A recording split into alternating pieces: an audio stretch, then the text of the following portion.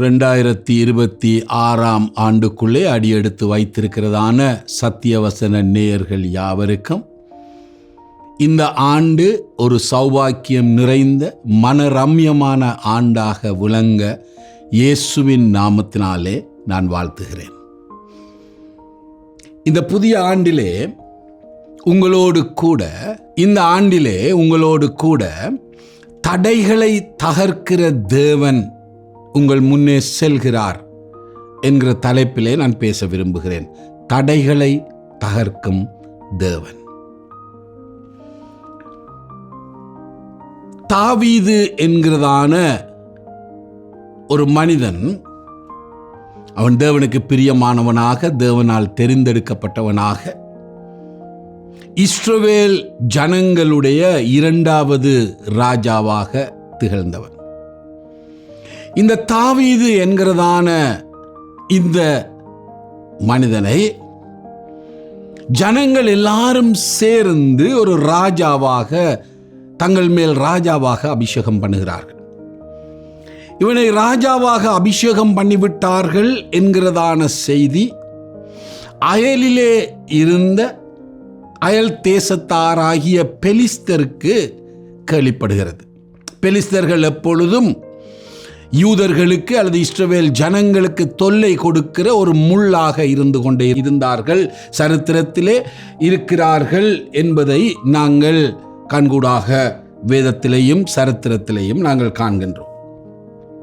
இந்த பெலிஸ்தர்கள் இதை கேள்விப்பட்ட பொழுது அவர்கள் இவனுக்கு எதிராக படையெடுத்து வருகிறார்கள். ஏனென்று சொன்னால் தாவீது ராஜாவாக இருப்பதை அவர்கள் விரும்பவில்லை. 2 சாமுவேல் 5ஆம் அதிகாரத்திலும் 1 நாளாகமம் 14ஆம் அதிகாரத்திலும் நாங்கள் இந்த சம்பவங்களை நாங்கள் வாசிக்கலாம். அதில் விசேஷமாக 2 சாமுவேல் 5ஆம் அதிகாரம் 20ஆம் வசனத்தையும் 1 நாளாகமம் 14ஆம் அதிகாரம் 11ஆம் வசனத்தையும் நான் இங்கே சுட்டிக்காட்ட விரும்புகிறேன். பெலிஸ்தர்கள் இவனுக்கு எதிராக வருகிறார்கள் என்று தாவீது கேள்விப்பட்ட பொழுது, தாவீது ஒரு தேவனுக்கு பிரியமான, எல்லாவற்றையும் தேவனிடத்தில் ஒப்புக் கொடுக்கிற, தேவனிடத்தில் விசாரிக்கிற ஒரு மனுஷனாய் இருந்தபடினாலே அவன் ஆண்டவரிடத்தில் போய் கேட்கிறான், ஆண்டவரே, பெலிஸ்தர்கள் என்னிடத்தில் எனக்கு எதிராக யுத்தம் பண்ண வருகிறார்கள், என்னை அழிக்க வருகிறார்கள், நான் அவர்களோடு யுத்தத்துக்கு போகலாமா? நீர் என்னோடு கூட இருப்பீரா என்று கேட்டபொழுது ஆண்டவர் சொன்னார், நீ போ, நான் உனக்கு வெற்றியை தருவேன் என்று. அந்த வண்ணமாக தாவீது பெலிஸ்தரை எதிர்த்த பொழுது அவர்களை அவன் ஓட விரட்டினான். அவன் எப்படி விரட்டினான் என்று சொன்னால், ஒரு அணைக்கட்டை உடைத்து கொண்டு தண்ணீர் எப்படி பலத்த வேகத்தோடு கூட அங்கே ஓடி வருகிறதோ, அங்கே கரை புரண்டு ஓடுகிறதோ, அது ஒரு வேகத்தோடு, ஒரு உத்வேகத்தோடு எப்படி அந்த தண்ணீர் புரண்டு ஓடுகிறதோ அந்த விதமாக அவன் அந்த காரியம் நடந்ததாக தாவீது வர்ணிக்கிறான். அது யாரால் நடந்தது? என்னோடு கூட இருந்த தடைகளை தகர்க்கிற, அணைக்கட்டை உடைத்து கொண்டு பாய்ந்தோடுகிற அந்த பெரு வெள்ளத்துக்கு ஒப்பாக தேவன் இறங்கி வந்து எனக்கு வெற்றியை தந்தார் என்று சொல்லி அந்த வெற்றி பெற்ற இடத்திற்கு அவன் பாகால் பிராசீம் என்கிறதான பெயரை அவன் சூட்டுகிறான். 1 நாளாகமம் 14:11 படி சொல்லுகிறது, அவர்கள் பாகால் பிராசீமுக்கு வந்த பொழுது தாவீது அங்கே அவர்களை முறியடித்து, தண்ணீர்கள் உடைந்தோடுகிறது போல தேவனின் கையினால் என் சத்துருக்களை உடைந்தோட பண்ணினார் என்றான். அதன் நிமித்தம் அந்த ஸ்தலத்திற்கு பாகால் பிராசீம் என்று பெயரிட்டார்கள். இந்த இடத்திலே தாவீது தேவனை எப்படி காண்கிறான்?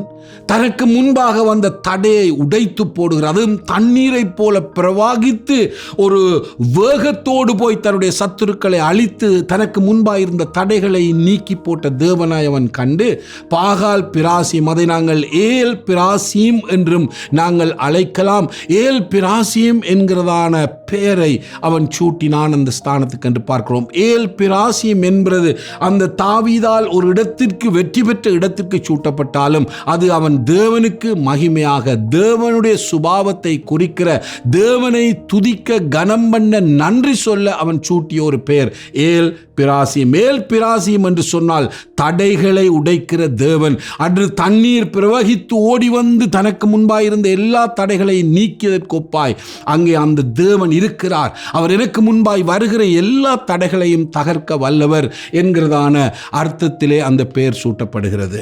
ஒரு புதிய ஆண்டுக்குள்ளே அடி எடுத்து வைத்திருக்கிறீர்கள்.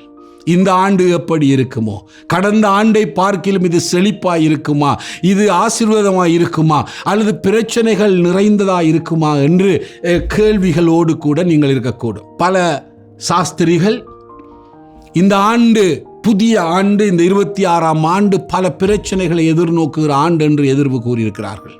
எனக்கு அருமையானவர்களே, நம்மை சூழ எது நடந்தாலும், என்ன நடந்தாலும், எது எப்படி இருந்தாலும் நம்மோடு கூட ஏல் பிராசியும் இருப்பாரே ஆனால், அந்த தடைகளை தகர்க்கிற தேவன் இருப்பாரே ஆனால், அவர் நம் பட்சத்தில் இருக்கும் பொழுது நமக்கு எல்லாம் சுபமே, எல்லாம் வெற்றியே.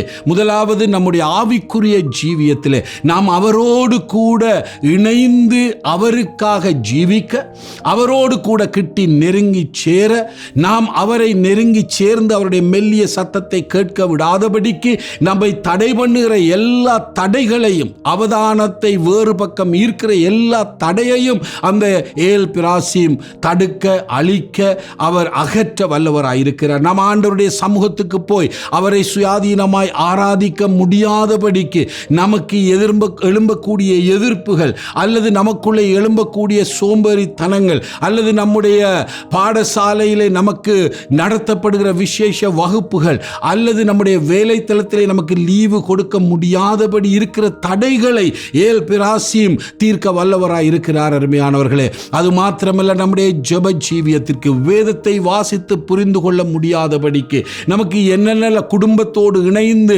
ஆண்டவரை தொழுது கொள்ள முடியாதபடிக்கு இருக்கிற எல்லா தடைகளையும், நாம் சுயாதீனமாய் ஊழியம் செய்ய முடியாதபடிக்கு இருக்கிற தடைகளை கூட அகற்றி நமக்கு ஆவிக்குரிய விமோசனத்தை தர, இந்த புதிய ஆண்டிலே அவரோடு கூட நாங்கள் இன்னும் அதிகமாய் கிட்டி சேரத்தக்கதாய் இருக்கிற எல்லா தடைகளையும் நீக்கி ஏல் பிராசிம் நமக்கு விடுதலையை தருவார் என்ற நம்பிக்கையோடு கூட இந்த ஆண்டை நாங்கள் அணுகுவோம். ஆகவே கடந்த ஆண்டுகளை பார்க்கிலும் இந்த ஆண்டு ஆவிக்குரிய ஜீவியத்திலே நாம் வளர்கிற ஒரு ஆண்டாக நிச்சயமாய் விளங்கும். அந்த ஏல் பிராசிமுடைய கரத்தை நாம் பிடித்துக் கொள்வோம். ஆனால் அதே வேளையிலே நம்முடைய மனோரீதியாக நமக்கு இருக்கிறதான தடைகள், சில வேளைகளிலே கடந்த ஆண்டு நமக்கு ஏற்பட்ட துன்பங்கள், துயரங்கள், வேதனைகள், கவலைகள், கண்ணீர்கள், வியாதிகள், பண கஷ்டங்கள், வேலை இல்லாமல் போன அந்த சூழ்நிலை, நாம் எடுத்த முயற்சிகளிலே தோற்று போன அந்த சந்தர்ப்பங்களிலே எல்லாம் நமக்கு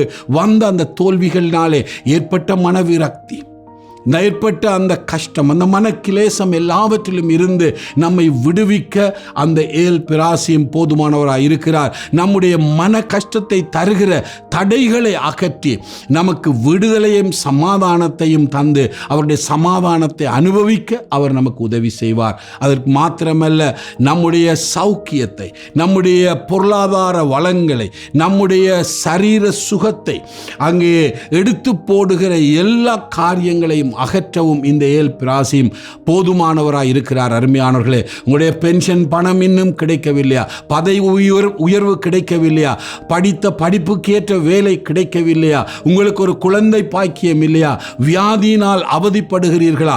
இந்த ஆண்டிலே தாவீதை போல ஏல் பிராசிமை நீங்கள் நம்புவீர்களே ஆனால், அந்த ஏல் பிராசிமுடைய கையை பிடித்துக் கொள்வீர்கள், அவருடைய பாதத்தண்டைக்கு வருவீர்களே ஆனால், அவரோடு கூட ஏனோக்கு நடந்தது போல, ஆண்டவரே இந்த ஆண்டு, ஆண்டவரே எனக்கு முன்பா என்ன இருக்கிறது என்று எனக்கு தெரியாது, எது எனக்கு இருந்தாலும் எனக்கு பிரச்சனை இல்லை, ஏனோக்கை போல ஏல் பிராசிமாகிய உம்முடைய கையை நான் பிடித்துக் கொள்கிறேன். ஆண்டவரே, உம்மோடு கூட நான் நடக்க போகிறேன். நீர் எனக்கு முன்பாய் கடந்து போய், தாவீதுக்கு முன்பாய் தண்ணீர்கள் வல்லமையாய் போய் தடைகளை தகர்த்தது போல நீர் பாதையை செவ்வைப்படுத்தும். நான் சமாதானமாய் ஜீவிக்க, மகிழ்ச்சியாய் ஜீவிக்க, மனரம்யமாய் ஜீவிக்க, செழிப்பாய் ஜீவிக்க எனக்கு அருள் செய்யும் என்று கேட்பீர்களே ஆனால், அந்த ஏல் பிராசிம் உங்களுக்கு நிச்சயமாய் விடுதலை செய்வார், தடைகளை அகற்றுவார், வெற்றி சிறக்க பண்ணுவார்.